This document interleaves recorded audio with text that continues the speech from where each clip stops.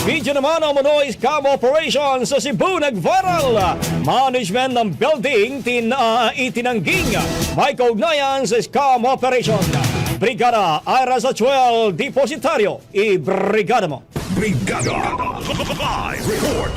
Nag-viral ngayon sa social media ang post ng isang white hacker YouTuber matapos nitong paratangan ang mga call center agents na nagsagawa umano ng scam transaction online dito sa Cebu. Sa 22-minute video na in-upload ng YouTube user na MRWN, ipinakita nito ang sinasabing real-time security camera footage ng suspected scam activity ng isang grupo na sinasabing nasa second floor umano ng Skyrise 1 building sa Cebu IT Park. Marinig sa video na in-expose ng isang white hacker aga pakikipag-usap at ang ginawang fraudulent act ng grupo sa isang dayuhan na may kaugnayan sa fake investment scheme. Salaysay pa ng uploader, napalipat-lipat umano ng opisina ang grupo ng mga scammer. Ngunit mariin namang itinanggi ng management ng Skyrise ang kaugnayan nila sa naturang scam activity. Sa pamamagitan ng kanilang legal counsel na MN Law, pinasinungalingan nila ang paratang dahil matapos umano ang kanilang isinagawang thorough investigation. Ang mga individual na makikita sa video ay hindi umano tenants ng Skyrise 1 o sa alinman sa kanilang properties. Ngunit handa naman silang makikipag-ugnayan sa mga otoridad para sa isasagawang investigasyon ukol dito. In the heart of changing lives, ito si Brigada Aires at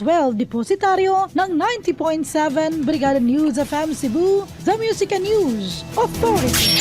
Ang bahaging ito ay hatid sa atin ng Yummyvit ES2 Oral Drops. Simulang tuparin ang pangarap ng iyong anak. And stunting now!